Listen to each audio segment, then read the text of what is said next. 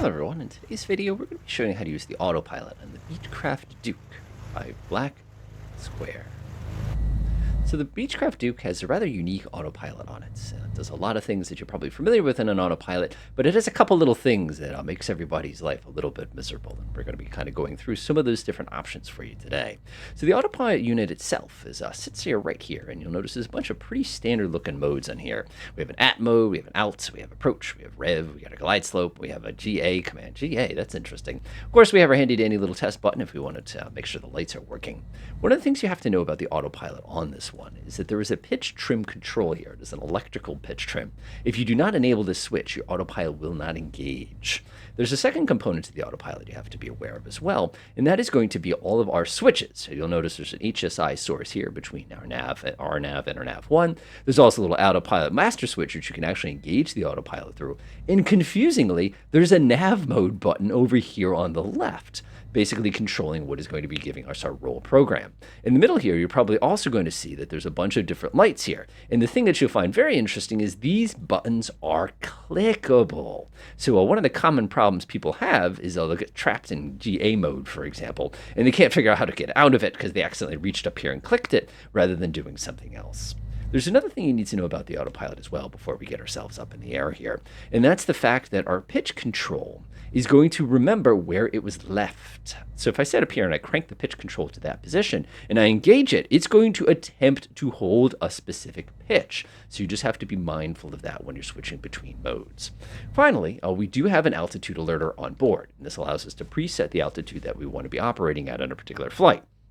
So for our example, we'll go up to 2,500 feet here. So you'll notice, oh no, I can't do 2,000. What's my 500? Click. Now we can do 500. So there we go. Go ahead and pull that back out, and you can see we're ready to go. We're 2,500 feet is our selected altitude. Our current mode is on heading in at. Now, some of the things that a lot of people struggle with this autopilot, me including, was when you first started your aircraft, you'll notice it's stuck in GA mode. And you want it to be in at mode because really what you want it to do, you can turn the flight director on by clicking that switch, by the way. You see how borked up the flight director is? We'll deal with that in a second. The reason that's really, really important is because it's very difficult to get out of this mode until we capture our altitude. So the safest and laziest way to get out of GA mode if it gets stuck on you is if you press Alt and At. You'll notice that it pops us out of GA mode, and now we're in attitude hold mode. Now, one of the cool things is we can actually pre-program the attitude that we want to travel at here. So let me actually grab my heading here. I'm going to go ahead and point us more or less our takeoff heading here. You can actually watch the flight director making itself adjustments. There we go. So if you take a look here, you can see the flight director has now put us more or less level. And since we're in at hold here, if I actually come over to my pitch control, you can actually see the yellow lines of the flight director adjusting themselves as I'm cranking it. Now, everybody knows 7.5 degrees is the correct angle for these sorts of things. So you can see I've pre-programmed my heading as well as my attitude. So if you're doing, for example, a 0-0 takeoff and some very, very nasty weather, you've got your work cut out for you because you can now basically see exactly what you need to make the plane do before you're going to get it. Now, one more thing we're going to do before we get here is I'm going to go ahead and pre-program our destination. So I'm going to come over to my handy dandy GTN 750 here. We're going to be going down to Danbury today, also known as the Toilet Bowl. You'd know what I mean if you've been there. So, of course, one of the things I do want to do is I just want to take a look. That's my current track. Let's see here. I actually want my desired track here. Bearing is 253. So we're just going to come down here and dial in the 253 nice and early. 243, 2 up, up. Well, that's the sound it should make, but it doesn't. And you can see very clearly that those two lines make sense, when you look at them. So let's go ahead and get this thing in the air. Again, fantastic little airplane. Just want to make sure my cow flaps are really, really, really open. Go ahead and give everybody a quick little wiggle to make sure it works. And let's do it. Full RPM. Let's roll.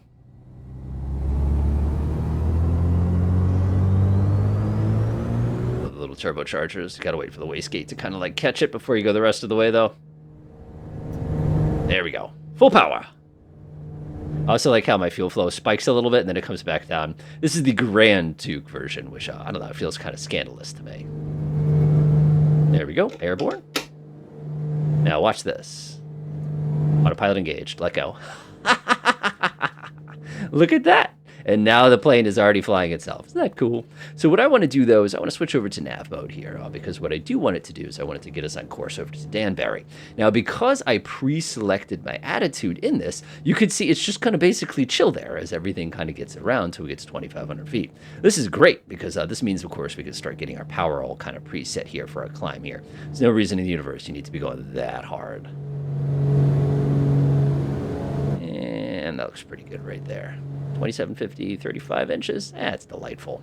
Look at that. We can actually close up the cowl flaps a little bit. It's not as hot today, which is nice. So we've got a hurricane coming, so that'll be kind of fun when we get there.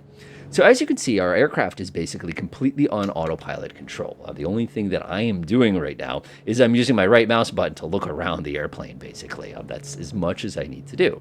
Now, there's a couple of things that you need to kind of keep an eye on when we're using our autopilot modes in this particular aircraft. One is being aware of the fact that the attitude is going to remember the last attitude we held. The other thing we're going to have to remember is there's no vertical speed mode in this aircraft. We just don't have that as an option. So because of that, let me go get the heat going here because it's going to be probably going to get pretty chilly in here in a minute. Because of the way that this is set up, we can't select a specific one and then drop to it. But one of the nice things that we do have the ability to is we can actually level off at any point by pressing the Alt code. Now, what you'll notice here is when we got within 200 feet of our selected altitude, altitude arm, altitude hold kicked in automatically, and it basically is hoping for us to be able to lock onto that altitude. Now, where this gets tricky is if we want to climb to a specific altitude without using our altitude set function. And I'll go ahead and demonstrate for that for you really quickly here. So let's say I wanted to go ahead and do some climbing. One of the things you'll notice is the pitch control. Remember where we left off here. Now, I don't want to be on alt mode here. What I want to actually do, we'll be fine. What I do want to do is close up the cowl flaps a little bit. They're kind of wide right now. So what I want to do is I want to continue a climb, but I don't want to know what altitude I'm going to go to. So I'm going to come over here and press the at button. Do you see how the pitch control reset itself? I'm now going to use my mouse wheel to basically manually adjust that pitch control to get it to the angle I want. Now, the important thing is there's nothing telling my airplane right now that I want to level off at a specific altitude. You can see it's actually climbing on its own.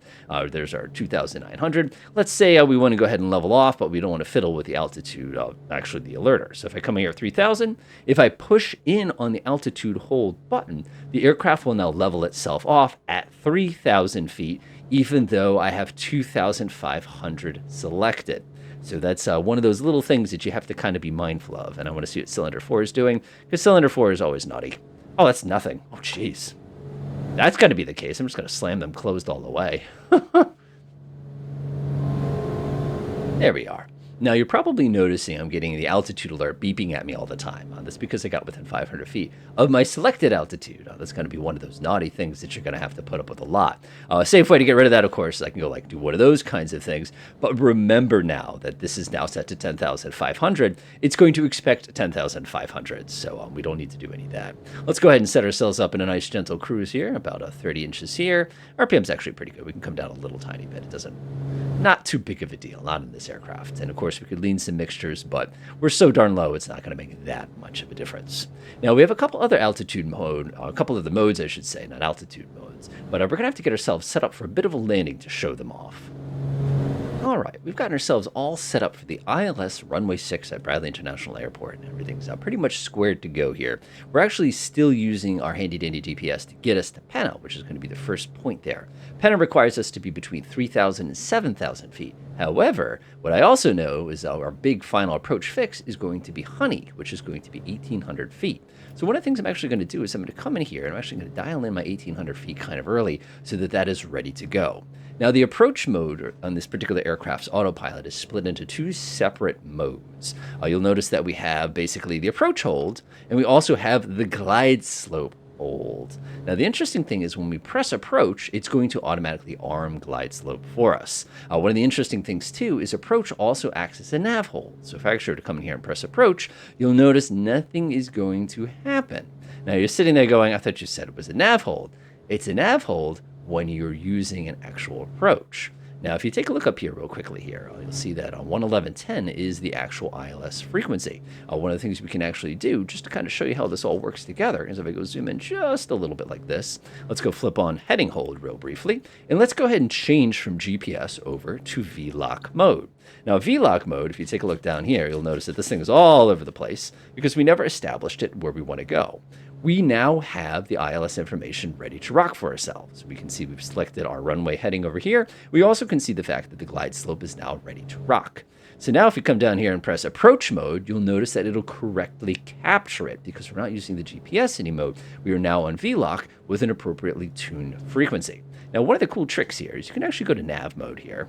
And now nav mode basically is going to be armed. And you can see how both heading and nav are armed together right now because it's trying to capture this particular localizer. Let me zoom in just a little bit so you can kind of see this in action here. Now, what's going to happen is the navigation mode is going to take control of our aircraft, but it will not control our altitude. Now, the reason it will not control our altitude, again, is because we haven't actually activated glide slope. We do have a visual reference of the glide slope here, and like you'll see in about a millisecond here when we cross Penna. Yeah, there it goes.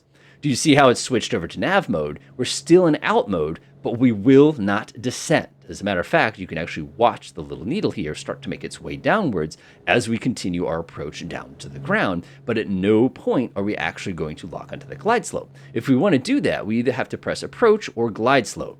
So now if I come over here and press glide slope, it's not going to like this very much because it's not going to have it. Now if I press approach, it will grab it. So that's one of those things that you have to be very mindful of. It has to feel the glide slope in order to grab it. So as you can see here now, we've both got the localizer captured as well as the glide slope captured. You know, if I look up here, you can see approach is ready to go. You can see altitude hold is ready to go. In a few moments, the whole aircraft is going to begin its descent down to the ground. Now, if I were a more clever person, whoop, there it goes. See how glide slope popped on automatically? That's because it captured the glide slope. If we were on the glide slope and we lost it, we could press the GS again to basically recapture it if we needed to. That can be a problem sometimes, like if you have like transmission issues or something like that. So let's go ahead and get ourselves ready for our descent here. I'm going to go ahead and start pulling some power back. This feels very naughty reducing power this far. This would just absolutely, my engines would hate me for this. But one of the problems we have to do is we do have to get within our landing gear speed, which is what this little triangle is right here. If I reduce power a little bit more, we just have to get it. There we go. Now, the nice thing is when you drop the gear, you can actually increase power again because the gear and this thing are something else when you drag them off the bottom. Now, there's one mode that we did not take a look at. Of course, you could argue the glide slope, the reverse course mode is important. Back course, I've done a video dedicated to basically what back course does. But one of the things we do want to take a look at, of course, is going to be the go around mode, because that is a very, very handy little mode that they gave us to make things a little bit easier for situations when we need to get ourselves around. Now, one of the things you'll notice if we take a look at our flight director up here is you'll notice the fact that we're more or less level. Our flight director is basically chilling, which makes sense. I mean, if you really think about it mechanically, we're on glide slope. We're also on our localizer. Everything's pretty much ready to rock as far as that stuff goes. But if we had to go around, now one of the problems we'd face is we'd have to shut the autopilot off, or if you really want to get really stressed out here, we'd have to sit here. We'd have to dial in the new heading we need to do. Well, basically, you need to proceed direct BAF. We'd have to come in here. We'd have to reset our altitude. You know, you should basically be ready for go around anyway on an approach. And then we'd have to push all the buttons. But in this aircraft, if I come down here and I press the GA button, you'll notice it kicks the autopilot off, resets the angle on it, and then if I re-engage it, what you'll notice is it automatically set that angle really, really high. So now if I just bring in some power,